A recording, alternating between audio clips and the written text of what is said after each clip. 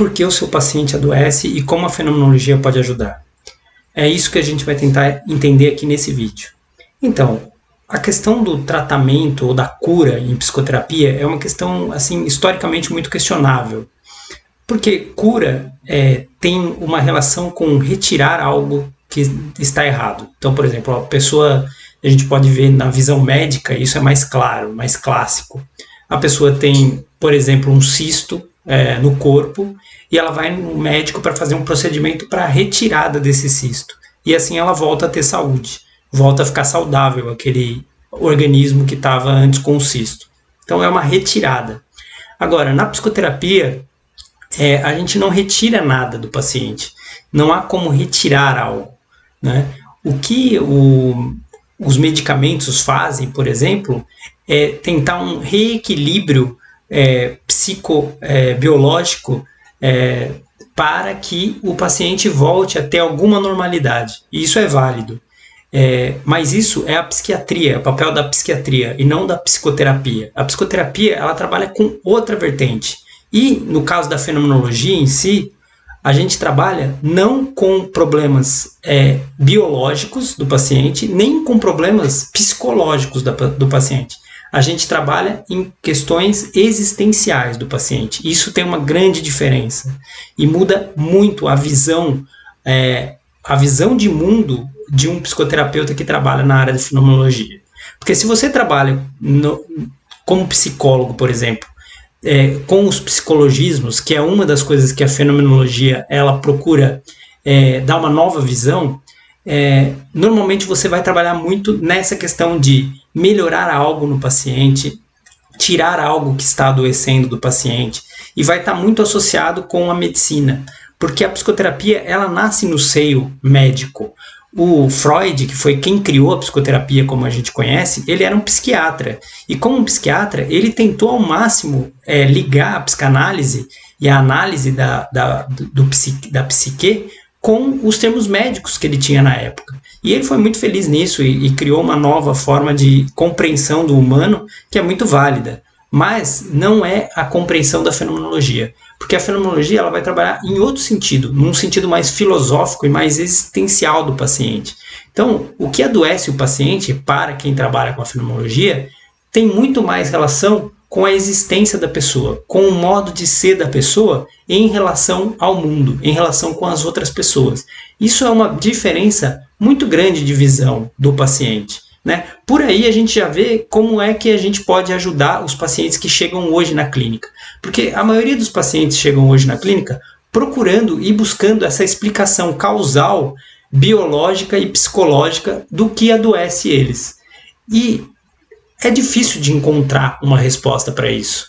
Muitas vezes o paciente fica derrapando e não consegue encontrar. E mesmo o terapeuta e o profissional trabalha nessa visão, ele tem uma visão um pouco estreita, porque ele vai trabalhar ou com uma visão biológica, de que o paciente é só um ser biológico, então aí eu compararia a um mecânico de carro, né? Chega um carro, eu como mecânico sei o funcionamento básico do motor e das engrenagens do carro, procuro o problema, o defeito que tem naquele carro e conserto, né? Curo, no sentido mais de tratamento médico, né? Conserto aquela falha mecânica. Quando eu conserto, o carro volta a funcionar. E isso é ótimo, né? Quando eu tenho um problema no meu carro, o que eu mais quero é essa visão do profissional que eu levo o carro de consertar um problema, um defeito, né? Agora, quando uma pessoa procura psicoterapia, ela não necessariamente está buscando a terapia para corrigir um defeito. E não necessariamente é um defeito que ela tem. Na verdade, é uma questão existencial que está privando ela de existir com mais saúde, de existir com mais leveza, com mais tranquilidade. E essa privação faz com que ela fique presa em sentidos sedimentados. E aqui é que entra a parte mais interessante de quem trabalha com a fenomenologia. A fenomenologia trabalha com a ideia de que o que adoece são os sentidos que a pessoa dá para suas próprias experiências.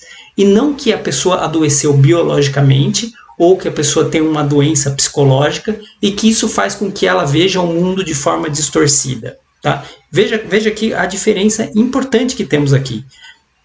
Quando a pessoa adoece pelo sentido que ela dá, isso é a origem do adoecimento psíquico ou psicológico, né? Que a gente chama na fenomenologia de privação existencial.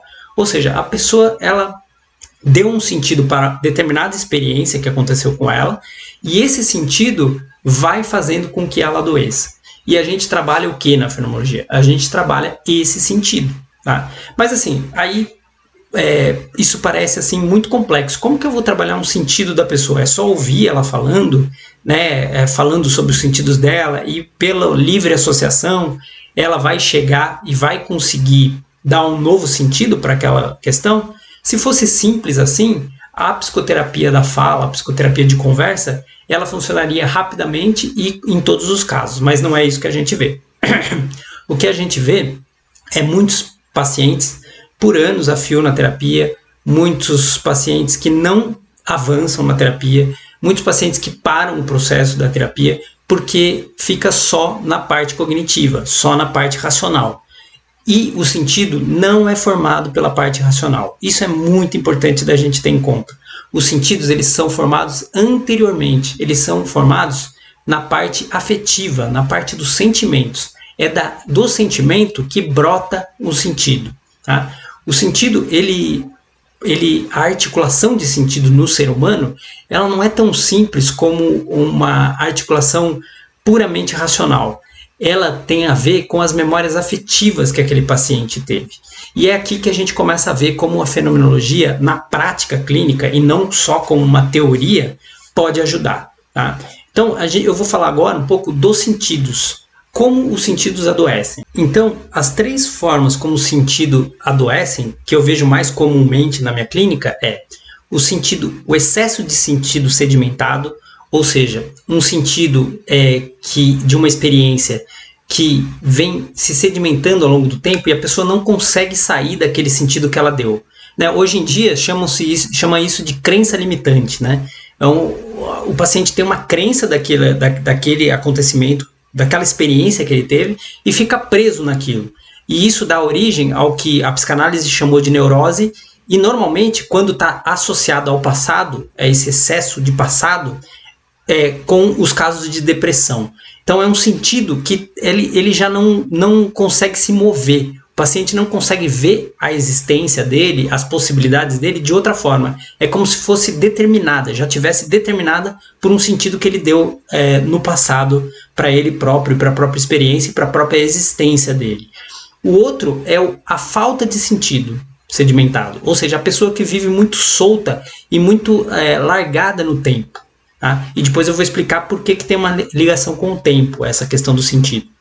Então a pessoa não consegue articular sentido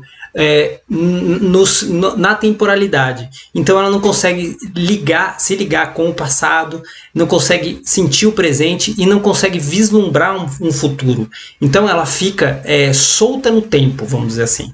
E esse ficar solto no tempo é o que a gente chama de psicose, ou que a gente chama, por exemplo, nos casos de borderline, isso é muito comum.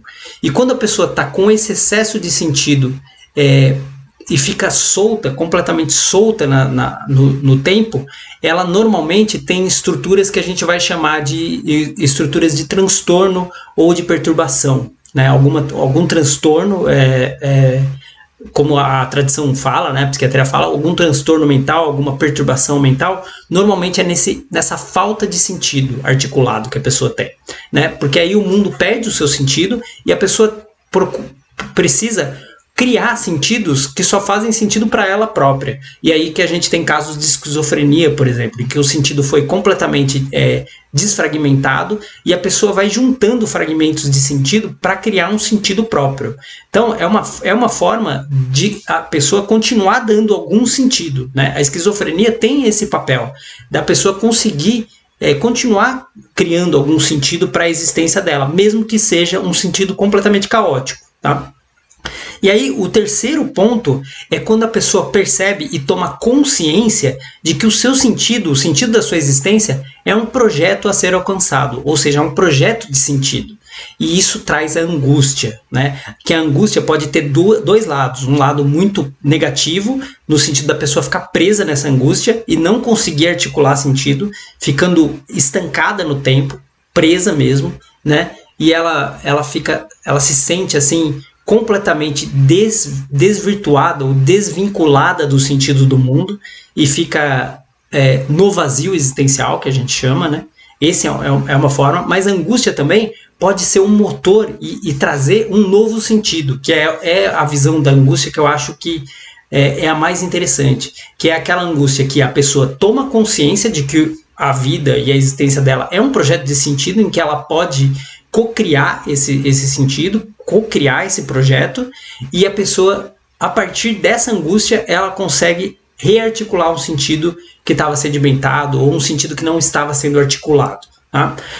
Então, e tudo isso, todos esses 3 pontos, né, o sentido, excesso de sentido sedimentado, a falta de sentido sedimentado e a consciência de que o sentido é um projeto, né, esses 3 elementos, né, que a gente vê muito na clínica, eles estão ligados com a temporalidade, com o tempo do paciente. O que é o tempo do paciente? O tempo cronológico do paciente é passado, presente e futuro. Né? Se a gente for ter uma visão cronológica, eles são separados, ou seja, eu consigo pensar no meu passado, né? Eu consigo pensar aqui no presente, onde eu estou, e consigo pensar no meu futuro, separadamente. Tá?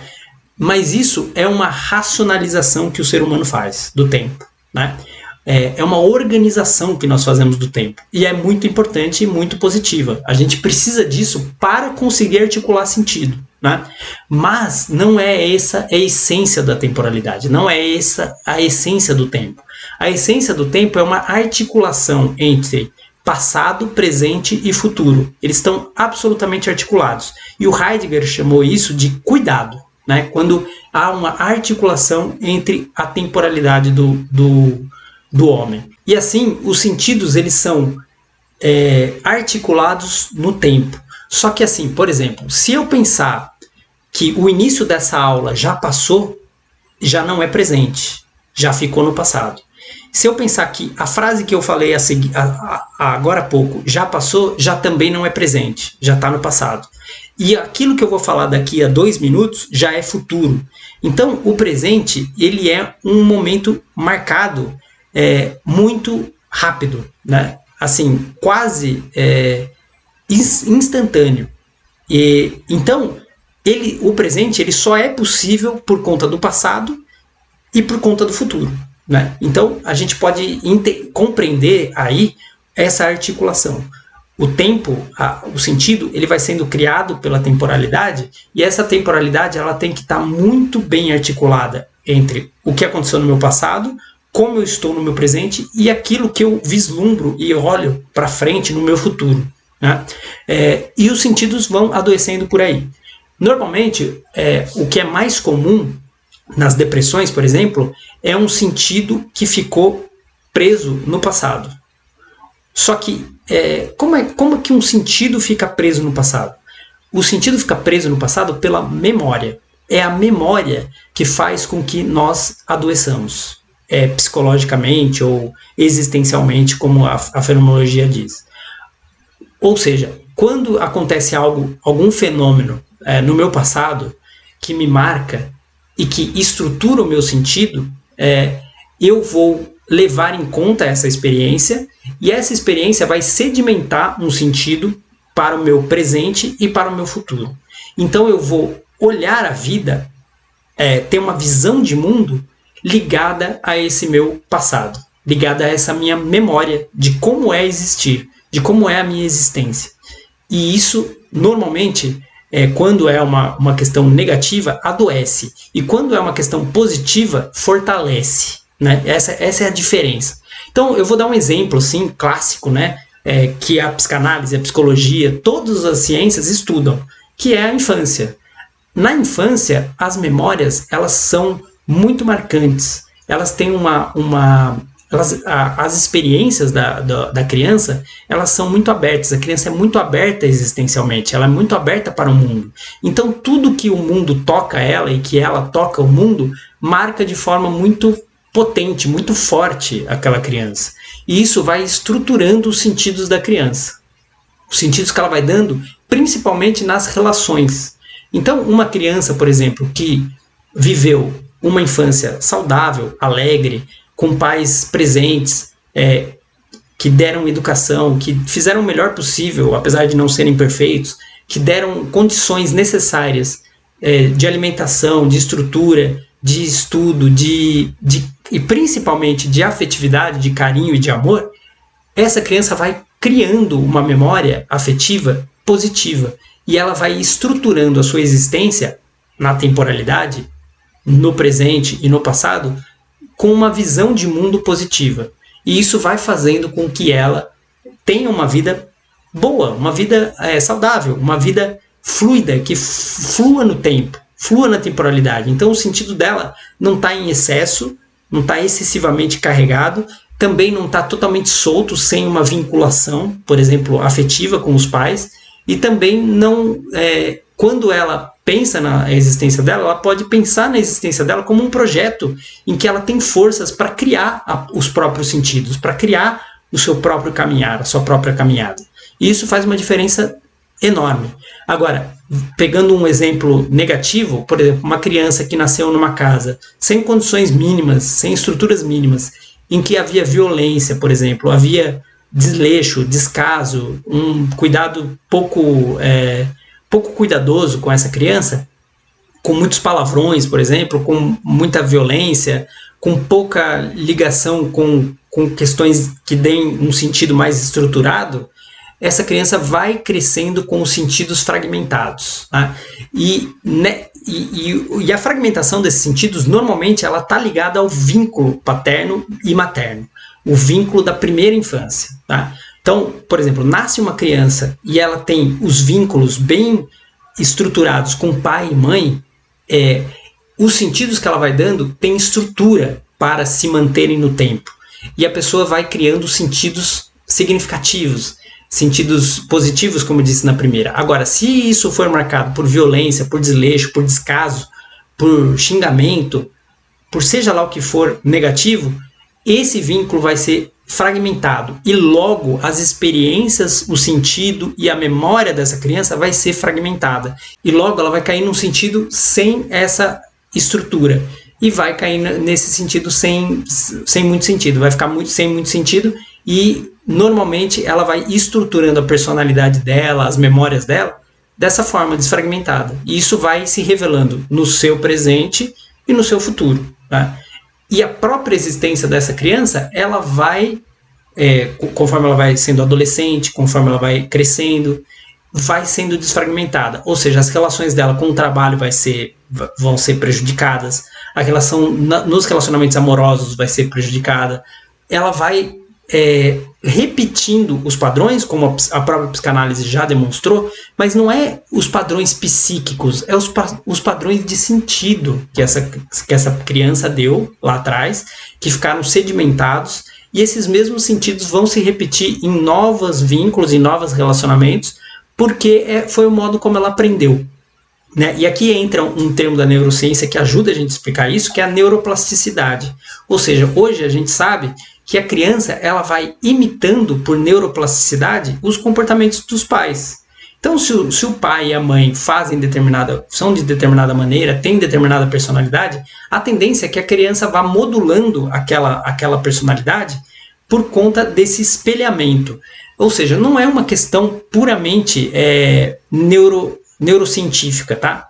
Antes da neurociência, antes dessa formatação da neuroplasticidade, do neurônio espelho, como a gente chama, existe a afetividade. E é pela afetividade, pelo amor que essa criança sente aos pais, que são os únicos cuidadores que ela tem quando ela chega no mundo, que ela vai se espelhando neles. Tá? Então, nasce também na afetividade, nasce também no sentimento, esse tipo de espelhamento.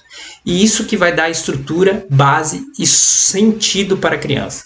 Então, os sentidos que adoecem e os sentidos que fortalecem, ambos estão ligados com a relação afetiva com os pais. Não tem jeito, tá? Isso a psicanálise já demonstrou isso, a maior parte das psicologias demonstram isso, e a fenomenologia, se tiver um olhar fenomenológico para a relação filhos e pais, vai também identificar isso nesse sentido, dos sentidos da existência, no sentido existencial que a criança vai dando para as suas experiências, tá?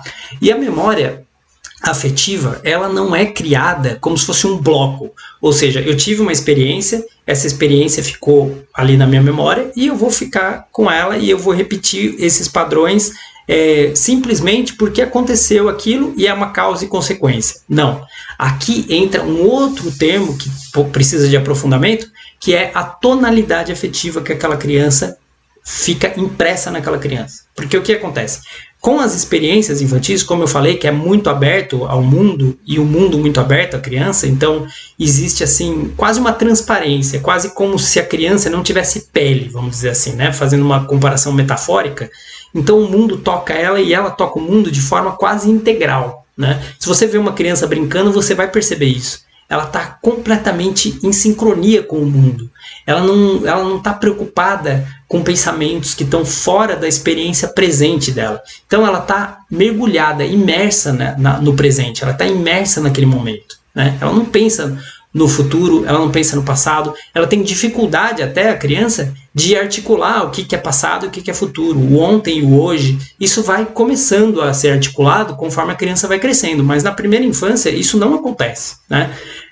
E essa imersão da criança no mundo faz com que a memória da criança ela seja um fluxo, uma corrente.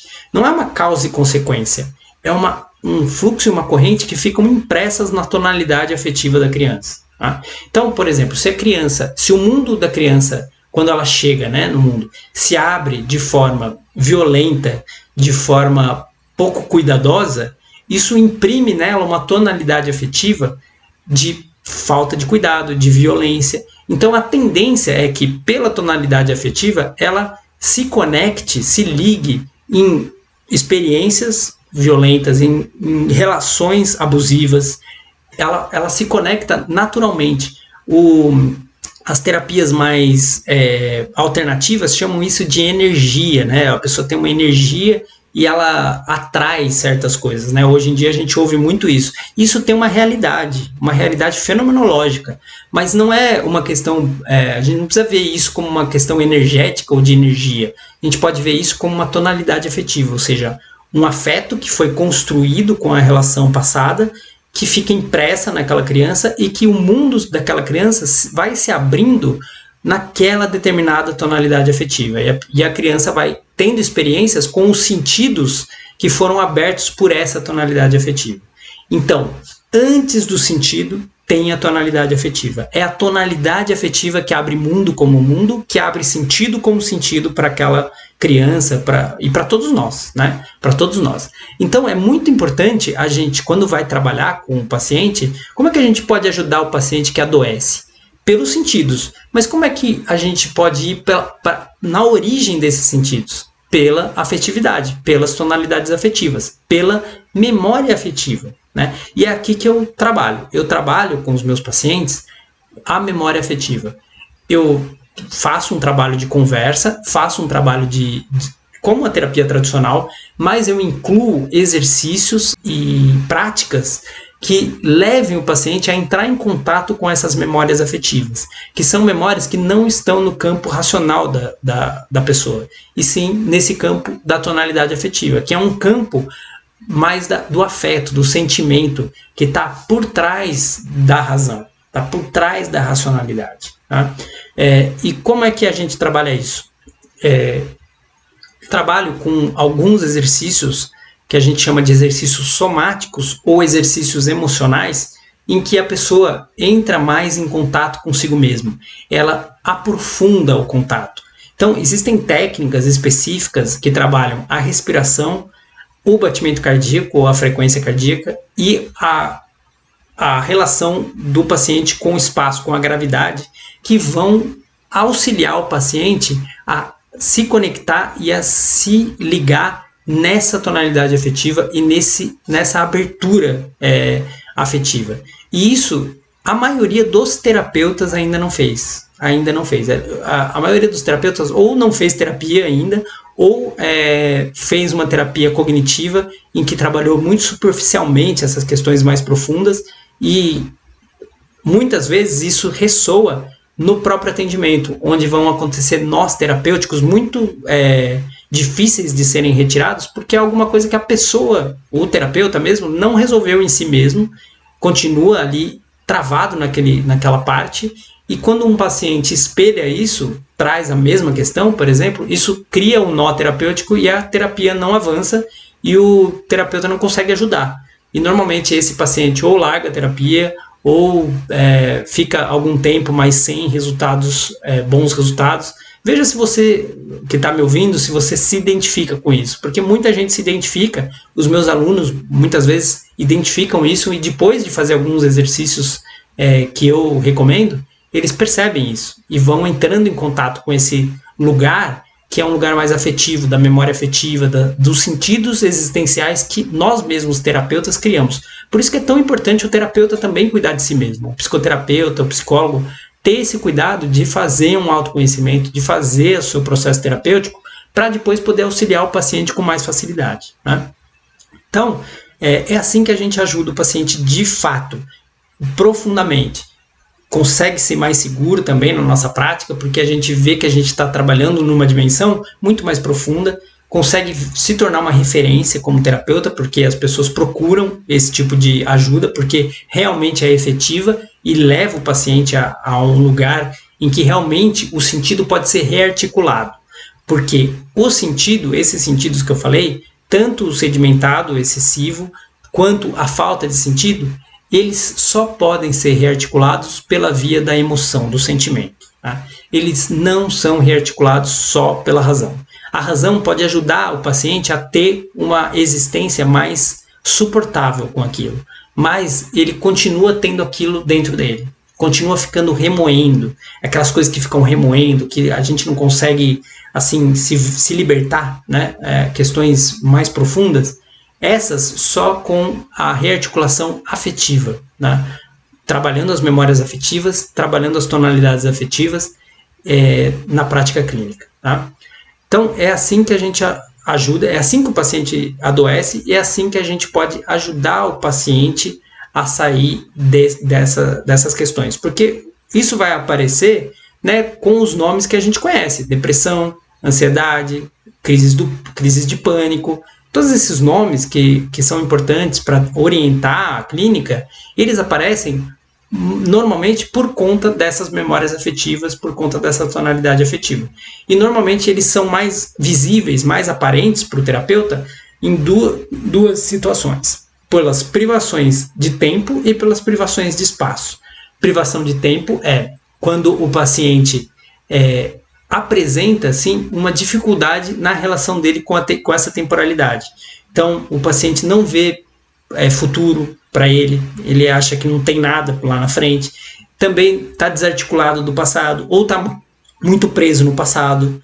Então, essa articulação no tempo mostra claramente. Se você é uma pessoa que tem essa dificuldade, por exemplo, de articular passado, presente e futuro, pode ter certeza que dentro disso tem alguma questão de memória afetiva que está atrapalhando esse fluxo. Porque esse fluxo é para ser natural, é para ser um fluxo saudável, tranquilo, leve. A gente tem que viver o passado, o presente e o futuro de forma integrada e fluida. Se isso não está acontecendo, é porque tem uma questão aí de memória afetiva ou de tonalidade afetiva que precisa ser trabalhada, né? A outra privação é a de espaço, ou seja, o paciente tem uma dificuldade na relação espacial mesmo. Preguiça, por exemplo, uma preguiça excessiva, o paciente não consegue fazer as coisas, não consegue fazer um exercício, não consegue... tem aquele peso, que muitas vezes a depressão apresenta isso muito forte, né? Normalmente também essa relação com a espacialidade está ligada com uma memória afetiva, está ligada com uma tonalidade afetiva que está de determinado modo, que faz com que esse paciente sinta o mundo como pesado, como difícil, né? Então, existem inúmeras ferramentas para a gente ajudar o paciente trabalhando pelos sentidos, pelos sentidos existenciais que o paciente vai dar para a existência dele. E é isso que a fenomenologia tem que trabalhar. A fenomenologia não vai trabalhar em nível biológico, puramente biológico, nem em nível puramente psicológico. O biológico e o psicológico, e o social também, eles são ferramentas e instrumentos que a gente tem que olhar. Mas eles não são o decisivo. O decisivo está na memória afetiva, está na tonalidade afetiva e está nos sentidos existenciais que o paciente vai dando ao longo da sua caminhada. Ok? Espero que tenha ajudado. Subscreva o canal se você gostou. Curta, compartilhe, porque isso ajuda bastante o canal para a gente crescer, tá bom? Um abraço aí a todos.